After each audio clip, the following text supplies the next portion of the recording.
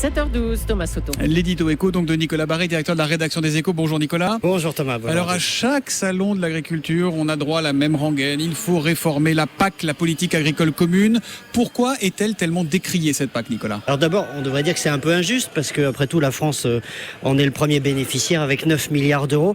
Mais elle est décriée parce que c'est une tuyauterie administrative complexe avec des tuyaux qui ne sont pas forcément branchés au bon endroit. Le gros de la PAC est constitué d'aides directes aux agriculteurs, mais 80% des aides vont à 20%. Ne vous laissez pas déstabiliser. Voilà, 80% des aides vont à 20% des agriculteurs. Alors évidemment, il y a une logique. Ces 20% de bénéficiaires représentent 80% de la production. Mais enfin, vous voyez bien le problème.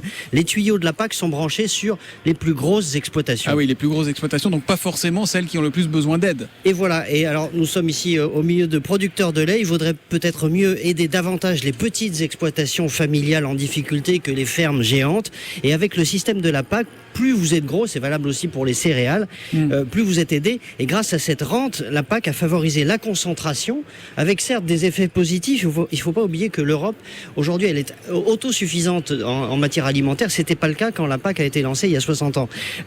Mais il y a aussi des effets négatifs avec un effondrement du nombre d'agriculteurs et des campagnes qui se vident. Et surtout, la PAC n'a pas évité les crises, Nicolas. Et voilà, c'est pour ça qu'elle doit être réformée. Le grand sujet, c'est de pouvoir faire face à la volatilité incroyable des cours. Cette volatilité peut venir d'aléas climatiques, de sécheresse, d'une surproduction dans une région du monde. Bref, face à ces événements, à ces mouvements de prix qui sont mondiaux, il faut des aides qui fonctionnent comme une assurance. C'est d'ailleurs ce qui se passe aux États-Unis. On ne laisse pas les agriculteurs démunis face aux fluctuations de prix.